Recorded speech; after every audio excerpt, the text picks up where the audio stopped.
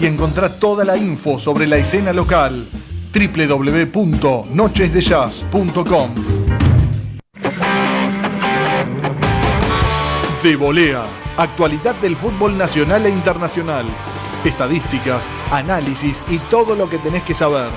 De Volea, domingos de 17 a 19 por Radio Arroba.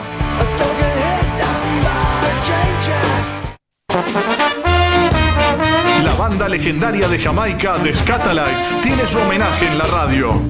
Regarte. Las raíces de la música con buenas vibras y puro groove. Regarte. Domingos de 19 a 22 por Radio Arroba.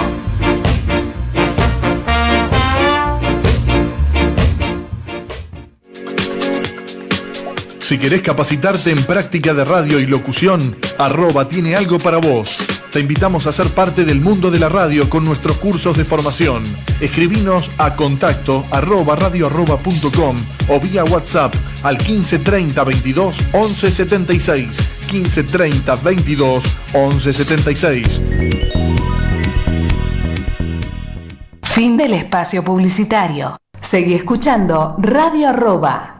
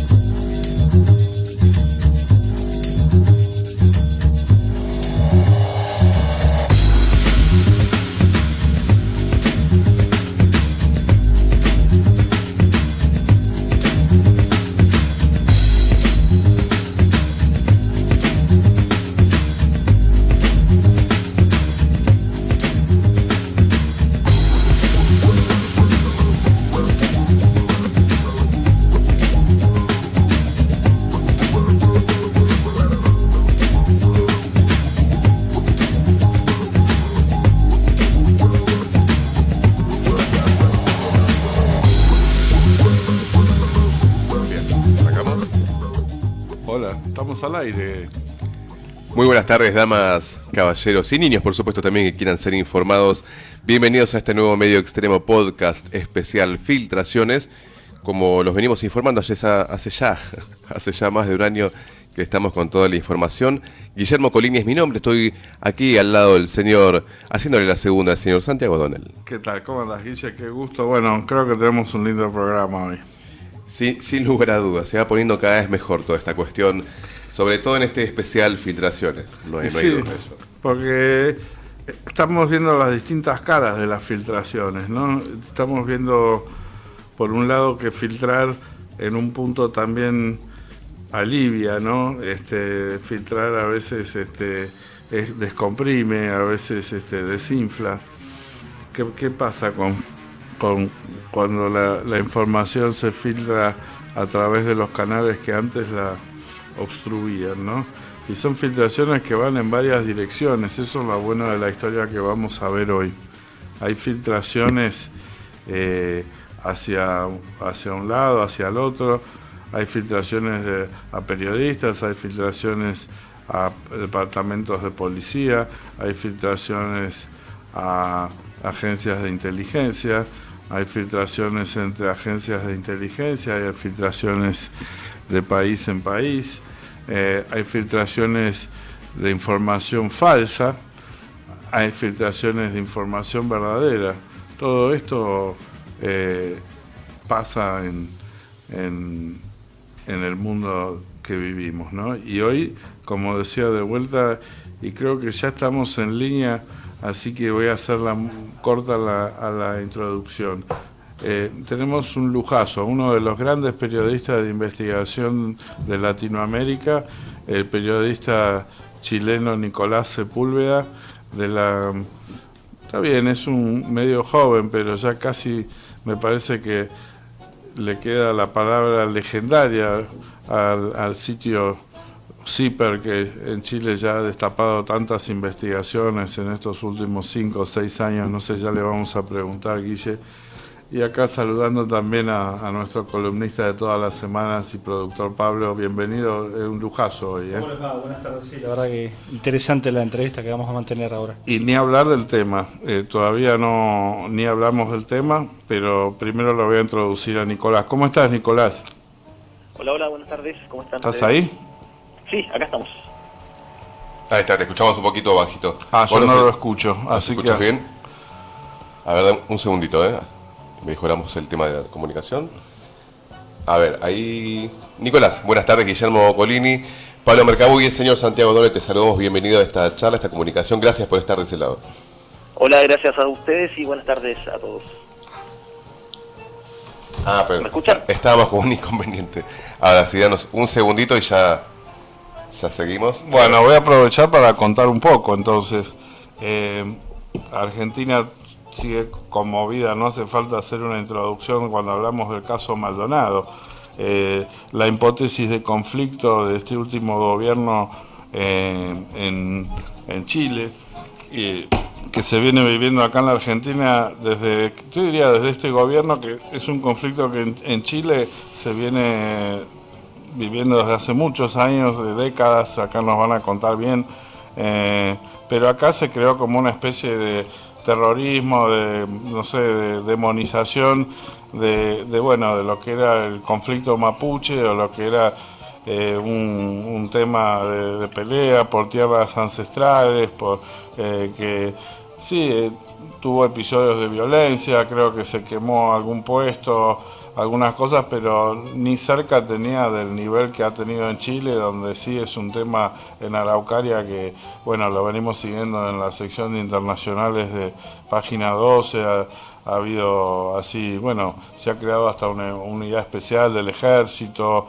hace poco hubo un muerto, ¿no? Un conflicto muy serio, pero de algún modo traspasó la frontera con el caso Maldonado y empezaron las comunicaciones y las falsas comunicaciones y las filtraciones, y CIPER destapó cómo espiaban a los mapuches, tanto los gendarmes como los carabineros, y cómo combinaban ellos de unos chats que obtuvo del jefe de la gendarmería de carabineros con el jefe de inteligencia de la fuerza, y cómo intercambiaban con la gente de gendarmería. No quiero ir mucho más lejos, si lo tenemos otra vez en línea a Nicolás, que estaba haciendo un poco de tiempo después de haberlo introducido. ¿Estás ahí, Nicolás, ahora? Hola, yo estoy bien acá, ¿me escuchan ustedes? Uy, perfecto, ahora te pido mil disculpas, veníamos bien, pero esta vez por algún modo no habíamos enganchado. Le decía a nuestros oyentes que es realmente un lujo, uno de los grandes investigadores latinoamericanos. Te dejo, si puedes, para contarle al público argentino que asocia muchísimo el tema mapuche con el caso Maldonado, porque no ha habido el tipo de historia que han tenido ustedes del otro lado de los Andes. Si nos puedes poner un poco en contexto, Nicolás. Sí, el conflicto de las comunidades mapuches con el Estado chileno ha sido histórico, ¿no? Aquí en Chile desde la colonia, desde los tiempos de la independencia, pero hace un par de décadas se reavivó a fines de los años 90 cuando se creó una coordinadora de comunidades mapuche, que es la CAM, Coordinadora de Arauco-Mayeco, que toman en su práctica, ¿no? Toman algún tipo comienzan a realizar protestas un poco más violentas, y eso llamó la atención también de las autoridades. Ese conflicto ha continuado, hay mucho mapuche que está en cárceles chilenas, hay otros mapuches que han muerto también en enfrentamiento con carabineros, pero sin duda el 2017 esto toma otros ribetes cuando se destapa una operación, que es la llamada Operación Huracán, donde desde la policía chilena se acusa a los principales dirigentes de mapuche, a los más radicalizados, de estar coordinados detrás de una serie de protestas que involucraban quema de camiones, y también, como una segunda parte, lo estaban inculpando también de tráfico de armas desde Argentina hacia Chile, esto agitando el fantasma, ¿no?, de que las comunidades mapuches se estaban armando, y esto iba directo a la formación de guerrillas rurales. Pero finalmente esto se cayó porque se descubrió que era un montaje de la policía, que lo que habían hecho era introducir chats electrónicos falsos en los celulares de estos mapuches detenidos, de estos dirigentes mapuches, y ahí se inició una investigación judicial que sigue hasta el día de hoy, y donde en CIPER hemos desarrollado muchos reportajes que tienen que ver y que cuentan el detalle de este montaje, ¿no? Los abogados defensores de los mapuches siempre han alegado que la policía realiza montajes para inculpar a estos dirigentes mapuches, pero esta es primera vez con la operación Huracán, es primera vez que se comprueba que hay un montaje, y además uno de esta envergadura. Recordemos que en 2017 el subsecretario del Interior chileno, en ese momento del gobierno de Michelle Bachelet, Mahmoud Alewi, viajó a Argentina a juntarse con la ministra Bullrich, donde supuestamente iban a coordinar qué iban a hacer ambos países frente a este tráfico de armas desde Argentina a comunidades mapuches, que finalmente se demostró que era falso. Ese es un poco el contexto, ¿no?, de estas investigaciones que estamos publicando y de lo que conversaban ustedes, donde aparece también la figura, el caso de Santiago Maldonado, su desaparición, y que ocupa parte de un reportaje que nosotros publicamos la semana pasada, que tiene que ver con la coordinación entre Carabineros y la Gendarmería en el espionaje a comunidades mapuches. Sí, Nicolás, fascinante lo que contás, y lo primero que te quería preguntar, porque si bien yo lo entendí de una manera al leer tu reportaje, que le recordamos a todos que se puede leer en ciper.com, ciperchile.cl chile.cl, discúlpame, es que había me pareció a mí, ¿no? Hay una especie de hacker trucho dentro de la fuerza que había inventado una especie de software que era casi mágico porque conseguía todo tipo de comunicaciones, ¿no?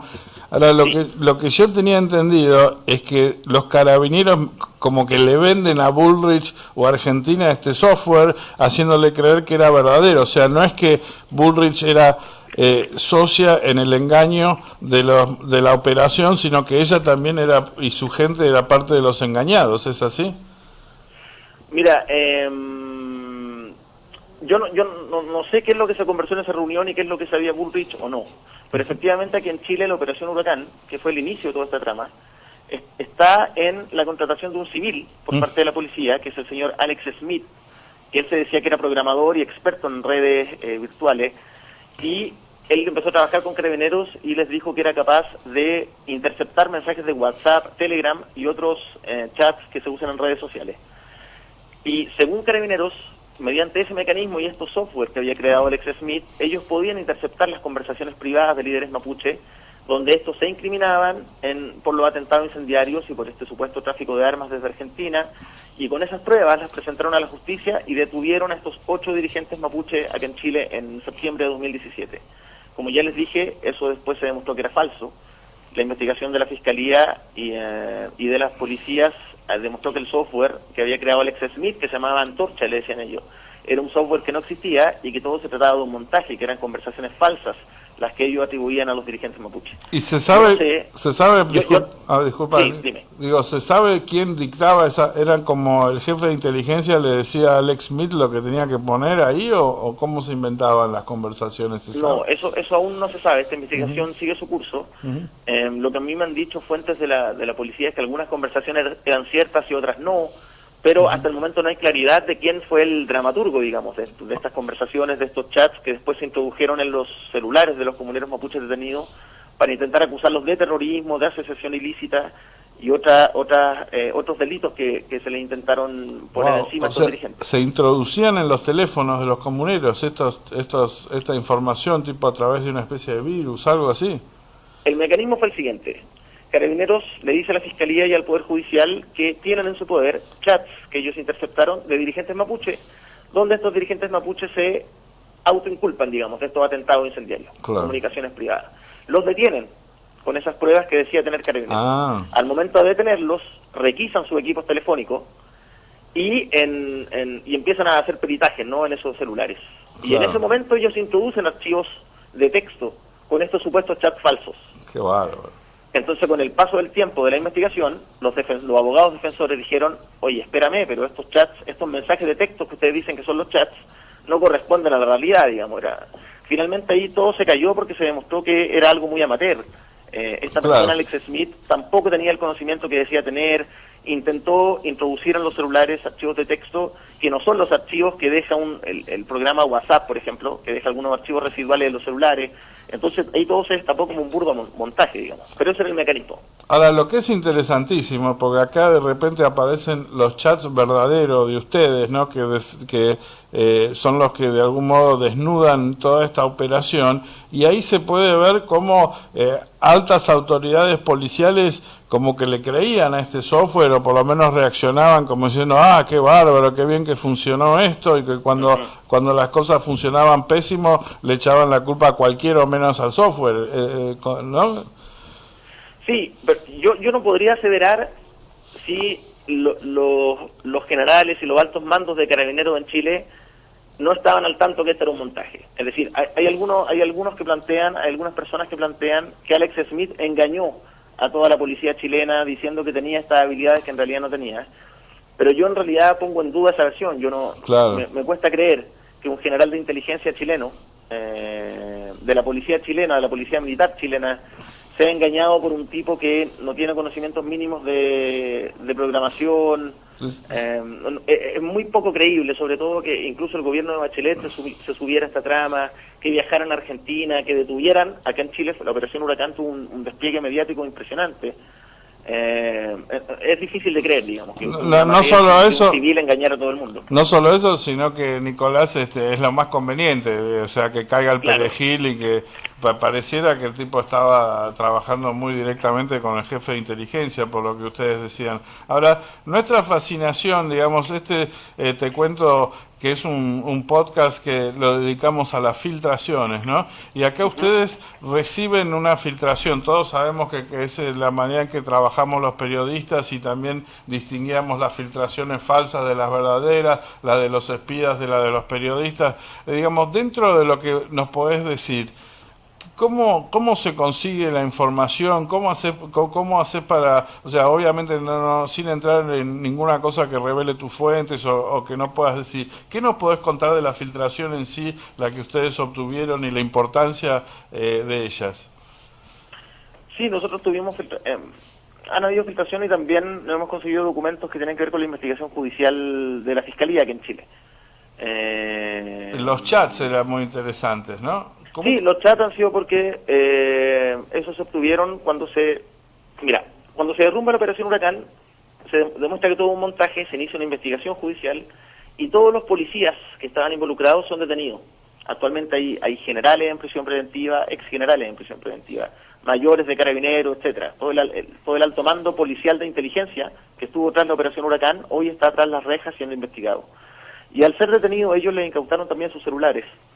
Entonces, en ese momento la investigación judicial tiene acceso a sus conversaciones electrónicas, y esas son las conversaciones a las que nosotros pudimos acceder y analizar, y fue un trabajo bastante grande, digamos, de bastantes meses de analizar cientos de conversaciones, ordenarlas por temática, ordenarlas en una línea de tiempo y poder sacar conclusiones, ¿no? Tratar de contar una historia en medio de ese mar de datos que recibimos. Claro, es muy interesante lo que decís, porque yo lo voy a traducir un poco en idioma periodístico, ¿no? Que una vez que hay una especie de detención, o qué sé yo, en este caso, en todos los casos, se produce una cadena que va desde el policía que requiere ese material hasta el último juez de la última instancia judicial, en la cual en distintos momentos distintos funcionarios policiales y judiciales tienen acceso a esa información, ya sea un fiscal, ya sea un juez, ya sea el secretario del juez, o sea, todo un universo de personas. Y también obviamente hay intereses, ya sea por ahí una persona dentro de la policía que no quiere que la cosa siga empeorándose, o dentro del judicial por ahí la necesidad de que una investigación corre más relieve para tener poder político un juez, o para poder mantener la investigación viva. Hay periodistas que tienen mucho oficio, que trabajan habitualmente con policías y con funcionarios judiciales, y así, digamos, tienen acceso, o también los abogados, ¿no? Que también tienen acceso a los expedientes, aparece la información. ¿Es algo así, Nicolás, o digo cualquier cosa? No, efectivamente hay información información que está alojada en la investigación judicial, y efectivamente muchas de las personas que ahí tienen acceso a ella y es el trabajo periodístico, ¿no? Donde uno tiene que identificar en qué parte de ese eslabón puede tener llegada para poder obtener esa información y darla a conocer al público, porque nosotros consideramos que hay información relevante y de interés público, digamos, que para nosotros al menos ese es el límite de qué es publicable y qué no, cuando hay filtración de información. Nicolás, Pablo te saluda, ¿cómo estás? Pablo, ¿qué tal? Durante el transcurso de la operación, ¿cómo funcionó la opinión pública y cómo funcionaron los medios tradicionales en Chile, haciéndose eco de estas investigaciones que aparentemente tenían grados de veracidad por parte de la inteligencia de Carabineros? Sí, en un inicio todos los grandes medios y la prensa generalista se subió a esta tesis, a este gran descubrimiento policial, ¿no? El día que se detiene a estos 8 dirigentes mapuches en septiembre de 2017, todos los noticieros de televisión y todos los diarios abrieron y entregaron sus portadas a esta noticia. Carabineros entregó estos chats falsos y con ellos se ilustraron todos los reportajes en televisión y en diario y también en las radios. Fue con el paso del tiempo cuando esta operación se vino abajo y todo se empezó a demostrar que era un montaje, que también los medios se fueron sumando a esa tesis y fueron dándose cuenta que esto efectivamente había sido un engaño policial. Pero claro, fue sin duda la prensa independiente y de investigación la que en Chile empezó a destapar públicamente este montaje, en ello CIPER, pecando tal vez un poco de soberbia, ¿no? Pero efectivamente CIPER fue el que empezó también a publicar esta historia y todo el mundo se fue dando cuenta que esto había sido así. Pero en un inicio, lo hemos dicho otras veces, en un inicio la prensa en Chile fue bastante condescendiente con Carabineros y con el poder político, ¿no? En el sentido de no dudar en ningún momento de lo que se estaba diciendo, lo que decía la fuente oficial, a pesar de que los abogados de los mapuches y expertos en informática desde un inicio dijeron, oye, es bastante difícil penetrar la información de WhatsApp, no es tan fácil poder romper la privacidad que ofrecen estas aplicaciones a nivel mundial, pero esa fue un poco la historia. ¿Y a qué atribuís la capacidad que tuvieron ustedes, además del mérito periodístico, a menos ataduras con los poderes o a mayor confianza de parte de las fuentes para trabajar a partir de ustedes la filtración de estos elementos? No, mira, tiene que ver también con la capacidad, digamos. Nosotros entendemos que los colegas que trabajan en medios tradicionales o que tienen que sacar noticias todos los días, ¿no? Tienen mucho menos tiempo para investigar y para ello efectivamente hay como una cierta rutina que tiene que ver con recibir la información de la fuente oficial, procesarla y publicarla. Nosotros en CIPER somos un medio que hace periodismo e investigación, por tanto efectivamente podemos trabajar información durante varios meses sin tener la presión de estar publicando de forma permanente. Yo no creo que acá tenga que ver con presiones, con no publicar, ni mucho menos, digamos. Sí hay una cierta cercanía con Carabineros, con algunos medios en particular, que tienen que ver con es la policía, ¿no? Por tanto, todos los procedimientos policiales siempre son motivo de interés público y ellos efectivamente filtran muchas veces información a ciertos medios específicos y con ellos puede que tengan una relación más privilegiada, pero no es yo creo que no es la generalidad, no pasa con todos los medios en Chile. No, quería decir, Nicolás, que vos por ahí, como dijiste, de modestia, ¿no? Para los que no saben de Argentina, CIPER, puedo decir que son sus fundadores, una muy prestigiosa periodista, Mónica González, y también John Dinges, que fue un ex periodista de Estado norteamericano que trabajó mucho en el caso de la dictadura y demás, el Plan Cóndor, ¿no? Y un poco ellos fueron los fundadores y también puedo decir que Nicolás, que ha ganado muchos premios y que ha ganado todo respeto de muchos colegas, trabaja hace muchísimos años en investigaciones y bueno, eso obviamente para cualquier fuente, sobre todo en temas tan sensibles que, como explicaba él, tiene que ver con generales, con gente de mucho poder y un tema tan sensible como es el tema mapuche, bueno, no es casualidad que salga publicado y firmado por quien lo hace, así que quería hacer esa salvedad nomás, Nicolás, porque sé que tú eres demasiado modesto para decirlo. Quería preguntarte un poco por el tema de Maldonado, porque acá, como bien decías, y sé muy bien que en Chile es un tema que lleva muchos años y inclusive, bueno, hace pocos meses hubo el fallecimiento del hijo de un long que creó ahí que también disparado por carabineros, que costó la renuncia del jefe de carabineros, donde también se quiso ocultar la manera en que había sido disparado. Él venía manejando un tractor y lo quisieron hacer pasar como que fue un enfrentamiento y demás, pero lo que identifica a nuestro oyente es el tema Maldonado. Acá, como te decía, a diferencia de Chile, donde es un tema que venía hace mucho, como que explotó por una aparición que tuvo que ver con una operación de inteligencia donde se quiso como de alguna manera hacer creer que había una unidad terrorista acá que se llamaba la RAM, que aparece en los documentos de tu investigación, y sé que pudiste demostrar que tanto el hermano de Maldonado, Santiago, como no sé si algún abogado o el mismo teléfono de Maldonado fueron objeto de espionaje y pasaron por las manos de este hacker trucho, ¿no? ¿Qué nos puedes contar?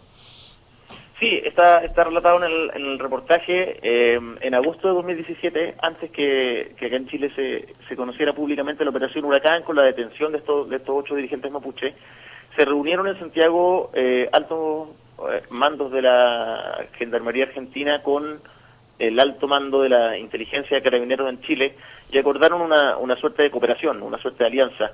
Esa suerte de alianza tenía que ver con entregar información de uno y otro lado sobre objetivos comunes. Ellos siempre han estado muy sobre la pista de Facundo Joneshuala, ¿no? Que entiendo que es uno de los dirigentes que vinculan a la RAM, y también de dirigentes en Chile. En el fondo es como hacer una fuerza conjunta para poder perseguir los delitos eventuales que cometan las comunidades mapuche más radicales de Chile y Argentina. Sí, ahí te hago un punto. Es un dirigente muy importante, lo hemos entrevistado acá en MX. Hay una entrevista de Pedro Lipkovich que recomendamos, donde cuenta un poco cuál es la ideología de al menos algunos grupos o los más radicalizados de los mapuches, donde cuestionan las formas de propiedad y el capitalismo y demás. Y como bien decís, es un poco acá en la Argentina la persona que apareció en los programas de televisión y demás cuando vino todo este conflicto. Ahora fue extraditado a Chile y es prácticamente el único personaje mapuche que se conoce en la Argentina. Ajá, claro. Entonces, en ese contexto, con esta alianza que se forma entre Carabineros y la Gendarmería, desde la Gendarmería Argentina empiezan a mandarle WhatsApp a los integrantes de la inteligencia de Carabineros diciendo que estaban bastante problemados porque no aparecía el cuerpo de Santiago Maldonado.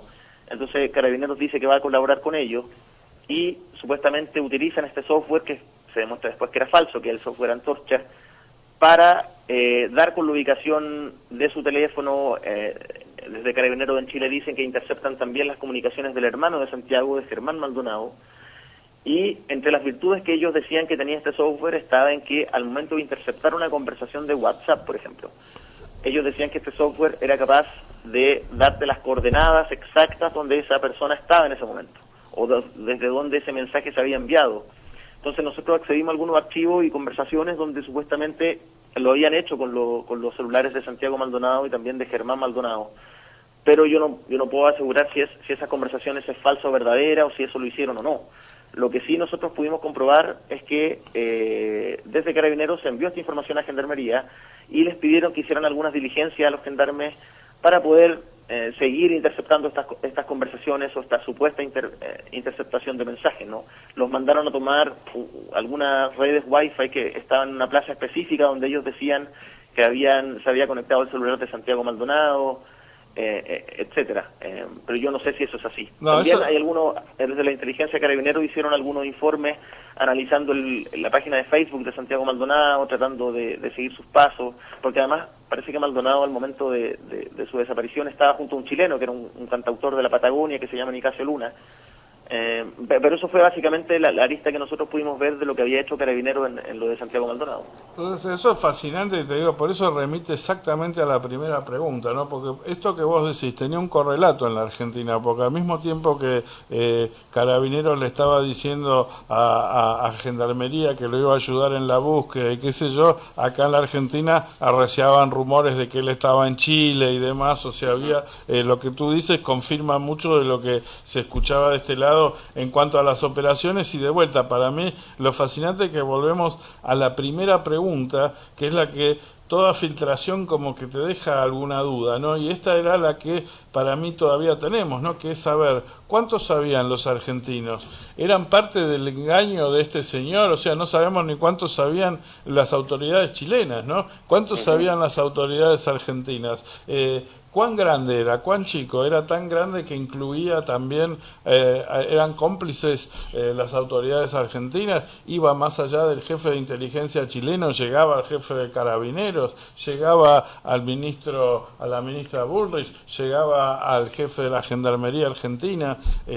Lo que sí sabemos es que había una mentira ahí infecciosa que se paseaba como un virus y sobre todo esto que lograron ustedes, que es un acuerdo secreto para espiar a las comunidades mapuches de los dos lados de la cordillera. Sí, y también hay un fiscal que se coordinaba con el fiscal chileno sobre esta causa, ¿no? Sobre los mapuches y también sobre una causa anterior que tiene que ver, ustedes lo deben saber, con el asesinato de un policía rural, José Aico, en 2012, por parte de dos miembros del grupo subversivo chileno. Pero vos sabés, disculpame, Nicolás, que ese tema no tuvo mucha repercusión en la Argentina. A diferencia de los temas que cómo repercuten en Chile, ese asesinato por el cual justamente lo extraditaron a Jonas Walla, prácticamente no fue noticia acá en la Argentina, fue pero tapado. Según entiendo, Jonas Walla no estaba involucrado ahí. Pero a dónde quería ir es que en ese asesinato empezó a trabajar un fiscal chileno, que es Sergio Moya, con un fiscal argentino, que es el señor José Ignacio Jerez. Exacto, y él, José Ignacio Jerez, dio una entrevista a un programa chileno que es Informe Especial, que es un programa de investigación de Televisión Nacional, de investigación periodística, y donde él, a fines de 2017, seguía sosteniendo la tesis de que entre comunidades mapuches argentinas y chilenas había tráfico de armas y no se podía descartar, dice él, también traspaso de drogas, porque él dice que estos grupos, estas comunidades se financian a través del narcotráfico. Entonces, sería muy interesante que alguien pudiera saber, que algún día pudiéramos saber qué se conversó en la reunión entre la ministra Bullrich y el subsecretario del Interior chileno en 2017, ¿no? Claro. Porque desde Chile se agitaba esta bandera del tráfico de armas, pero finalmente no ha aparecido ninguna prueba que nos diga que eso efectivamente es real. Y si no me equivoco, es el fiscal del caso Maldonado, Jerez, ¿no? Creo que sí, porque él fiscal que ve temas mapuche allá. Sí. Ahora, Nicolás, poco tiempo después de estos hechos que nos contás, hubo cambio de gobierno en Chile. Sí. ¿Vos tenés noción si durante todo ese periodo hubo intervención de la Cancillería chilena y de la Argentina a la hora de formalizar porque acá estamos hablando de presencia de carabineros chilenos en la Argentina y podemos decir hasta que hay algún rasgo de legalidad en ese tipo de cooperación si no hubo oficios judiciales que pasaron por cancillerías respectivas? Nosotros nuestra investigación no detectó ningún tipo de colaboración ni que la Cancillería tomara parte en esta alianza entre Carabineros y la Gendarmería. Por cierto, que tendría ribetes ilegales es que, por ejemplo, esta supuesta intervención de los celulares de Santiago y Germán Maldonado en Argentina por parte de Carabineros chilenos. Claro. Yo no sé si hay algún tipo de antecedente de que eso es de una policía o un servicio de inteligencia legalmente puede interceptar comunicaciones de personas de otras nacionalidades, ¿no? Y fuera del territorio nacional, claro. Exacto. Y en las conversaciones electrónicas que nosotros vimos entre carabineros chilenos, hacían mención también a espionaje que al parecer se hacía en Gendarmería, se hablaba de abogados de derechos humanos, se hablaba de un montón de otras personas que nosotros tampoco sabemos si eso se concretó o no. Más allá, ya te agradecemos, fuiste tan generoso con tu tiempo y lo estiramos. Te hago la última y agradeciéndote de antemano. ¿En cómo está la situación, el conflicto en sí, más allá de la investigación? Porque ya te digo, después del asesinato y de la remoción del jefe de Carabineros, no hemos tenido muchas noticias de este lado. Respecto al conflicto de las comunidades mapuche, sí. ¿O respecto a la investigación sobre este caso puntual? No, si querés contestarme las dos, yo te preguntaba por la primera. Sí, el conflicto acá efectivamente bajó un poco el nivel de criminalización hacia las comunidades mapuche, que en Chile venía a un nivel de ascenso importante hace bastante tiempo atrás. Porque ustedes lo mencionaron, después de la operación Huracán, a fines del año pasado, Carabineros asesinó a un comunero mapuche que se llamaba Camilo Catrillanca, que eso también generó una crisis en el gobierno y un nivel de protesta a nivel de todo el territorio. Entonces, efectivamente, en los últimos meses eso generó que se bajara un poco la criminalización hacia los mapuches y las comunidades estaban un poco más tranquilas. También ha bajado el número de protestas violentas, digamos, no hemos visto quema de camiones en el último tiempo ni ese tipo de cosas. Y la investigación judicial sigue su curso. La semana pasada, el jueves, se reformalizó en la justicia a los carabineros involucrados en la operación Huracán. Ellos siguen en prisión preventiva y la investigación debiera terminar en pocas semanas más y de ahí dar paso a un juicio. Mira, Nicolás, la verdad un lujazo para nuestro programa, te agradezco de mil corazones. La verdad que eso es algo nuevo que estamos tratando de hacer acá, de enfocarnos en las filtraciones y la verdad que hemos disfrutado muchísimo de tu tiempo y de tu conocimiento, así que te agradezco muchísimo. Muchas gracias a ustedes, que estén muy bien. Gracias.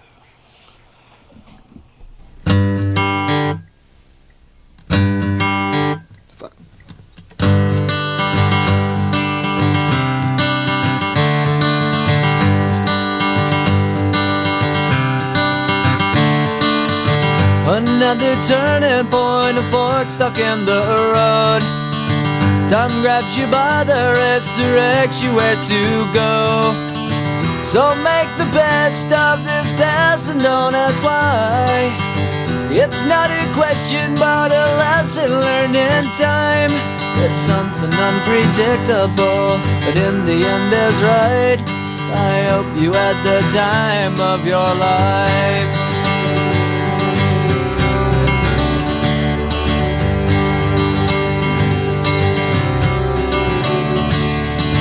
So take the photographs and still frames in your mind, hanging on a shelf in good health and good time. Tattoos and memories and dead skin on trial. For what it's worth, it was worth all the while.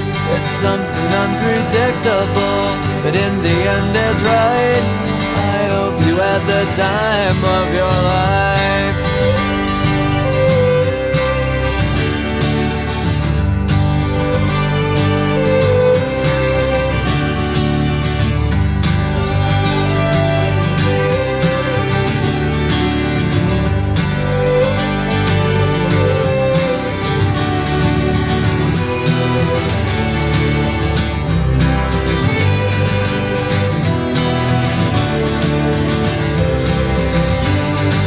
It's something unpredictable, but in the end it's right. I hope you had the time of your life.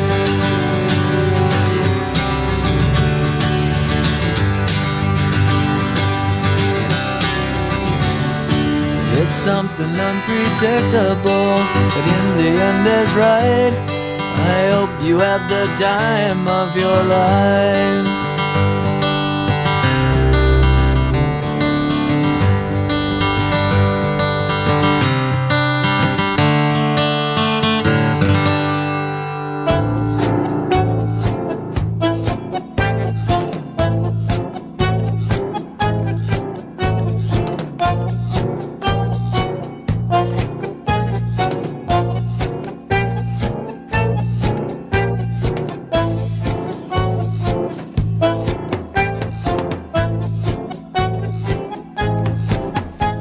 Muy bien, damas y caballeros, de regreso en este segundo y último bloque. Bueno, recuperándonos un poco de toda la información que acaba de brindar Nicolás Sepúlveda de la agencia CIPER, agencia de portal de investigación de acá de Chile, país vecino. Santiago, ¿qué conclusión te merece? Bueno, en este Medio Extremo podcast, en los cuales hablamos de muchas ollas que se van destapando respecto a la inteligencia y las filtraciones, por supuesto. Lo que decía, ¿no? Lo que me encanta de este es del caso, bueno, más allá de que tiene ribetes políticos muy fuertes y ya estuvimos hablando y no lo vamos a dejar acá, me parece que, ¿no, Pablo? Muy fuerte lo que dijo. Sí, no, hay mucho para tirar, en verdad pensando también en cómo determinados mecanismos de espionaje son comprados por las audiencias, mediados por los grandes grupos mediáticos justamente, y recibidos como si fuese una verdad revelada, digamos, ¿no? Indiscutibles. Y era un mecanismo trucho.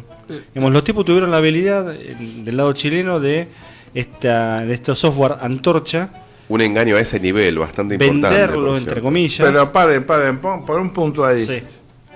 Un mecanismo trucho descubierto por una filtración buena. Por una filtración buena, claro. Porque no fue que apareció el mecanismo trucho, se cayó a pedazos. No, tuvo que venir otra filtración secreta de chats secretos, o por lo menos no sé, que estarían en secreto de sumario, no sé, o estarían en poder de la policía, como bien explicó Nicolás, es prerrogativa de la fuente y uno siempre tiene que tratar de dejar un universo de posibilidades, como hice yo al describir sus fuentes, porque no si decís, bueno, es morocho, simpático, tiene la voz gruesa y habla muy bien, ya sabemos que es Guillermo, ¿viste? No hace falta decir Claro. fue Guillermo que me dio la información, ¿no?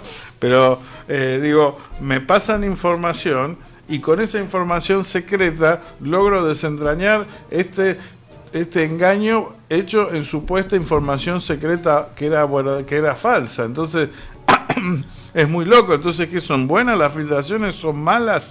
Acá tenemos un ejemplo donde se usan para engañar, para mentir, para espiar, y otra donde se usa, si querés, como bien explicaba nuestro colega, por el interés público, y se usan para contar grandes verdades o pequeñas verdades.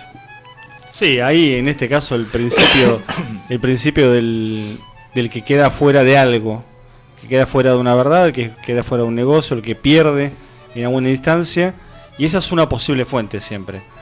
Hay que ver las internas de cada institución, bueno, por qué se producen. Ahora, en sí misma la filtración no es ni buena ni mala. Lo que podemos ver que aparentemente a Bullrich le engañaron al menos 2 veces. Primero D'Alessio y ahora le engañaron a los carabineros. O ella nos engañó a nosotros, no lo sabemos. Eso es lo loco, no sabemos. No sabemos si ella sabía que este era un software trucho o no. No sabemos si ella sabía que estaban espiando al hermano de Maldonado o no. No sabemos si el fiscal que habló con el fiscal de ellos habló con el ministro de la ministra o no. No sabemos un montón de cosas, pero sí sabemos que había una red, un operativo armado a ambos lados del país, en el que se pusieron de acuerdo 2 fuerzas de seguridad para espiar a los mapuches. Vos decís, bueno, será obvio, es lo esperable, seguramente, pero otra cosa es tener las pruebas. ¿Y cómo es que nosotros le creemos a ellos y no le creemos a, ¿cómo se llamaba? Smith, no me acuerdo, el hacker trucho. Bueno, porque el hacker trucho no sabemos quién es, y Nicolás Sepúlveda, ya te digo, es un periodista de larguísima trayectoria, y aparte los documentos que él presenta demuestran ser verdaderos, ¿no? Ahí de vuelta vos mencionabas el caso de D'Alessio y bueno, la importancia de tener buena información antes de publicar. Entonces ahí se cimenta la fama de sitios como CIPER, o como hay otros pocos que se pueden contar con una mano en el resto de la región. Sí, convengamos también que hay implicancias en el caso del lado argentino de esta historia, que parece que la cordillera apenas divide geográficamente, estamos hablando de un mismo territorio. Digo, implicancias concretas en la causa de Maldonado, por ejemplo. Entonces me parece que lo que estamos diciendo es que lo vamos a seguir a este tema, no lo vamos a dejar hoy, ¿no? Lo dejo abierto con esto nada más. Pensemos que hay una discusión judicial todavía abierta en torno a la cantidad de horas que pasaron desde la desaparición de Maldonado y un llamado telefónico que fue atendido de un teléfono que correspondía a Maldonado. Y nunca quedó claro. Y tiene que ver con esto también, tiene que ver con la localización de los celulares, tiene que ver con un software y tiene que ver en todo caso con qué información se intentó buscar y qué información, tal vez con este tipo de software, se intentó tapar. Y pensemos también, y ahora voy a cerrar yo, en el caso Maldonado, hablando de fake news, de mentiras, de filtraciones, de cosas que son y que no son, tenemos por un lado un montón de información que terminó siendo falsa. ¿Te acordás de el supuesto mapuche que había visto cómo lo cargaban a Santiago Maldonado a la camioneta? El otro que dijo que el cadáver había sido removido, había sido llevado de un lado del río para otro, cuando por suerte, así como hay un CIPER, hay un equipo argentino de antropología forense que tiene un prestigio y una reputación que nadie, y mucho menos del lado de los organismos de derechos humanos, se puede tocar, certificando que el cadáver no se había movido y que murió en ese río. Entonces digo, por un lado tenemos un montón de información falsa y por el otro lado tenemos nada menos que al viceministro de Seguridad participando del operativo en que desaparece Santiago Maldonado. O sea, un tipo de altísimo nivel. O sea, imagínate un viceministro que no te atiende el teléfono ni que sea, no sé, el dueño de una empresa, y está ahí en una protesta en que habían 8 personas. Casualmente, y teniendo reuniones con las máximas autoridades judiciales y militares y de la fuerza de seguridad, y las mismas que aparecen en connivencia con sus colegas chilenos, según nos demuestra esta investigación. Entonces, claro que quedan un montón de secretos, operaciones, filtraciones, medias verdades y grandes mentiras en el caso Maldonado, que aún resta por mirar. Pero bueno, buscando siempre la verdad. Vamos a seguir claramente con estos temas relacionados a, por supuesto, las filtraciones. Medio Extremo Podcast especial Filtraciones. Así, de este modo nos venimos a presentar a lo largo de este 2019. Bien, gente bella, gracias por estar de ese lado. Recuerden que pueden buscarnos por Facebook o Twitter para hacer cualquier tipo de consulta. Simplemente como Medio Extremo vía Facebook o @Medio Extremo en Twitter. Medioextremo.com es la página donde pueden leernos a Santiago y a todo el equipo. Bueno, trayéndoles por supuesto toda la información. Sí, tuvimos mucho de Assange esta semana, así que pasen y lean. Vino bastante agitado. Bueno, caballero, Santiago Donel, despídase de su público, queridísimo público. Bueno, hasta la próxima, que la seguimos. Gracias, Guille, y un gusto, Pablo. Hasta el lunes que viene.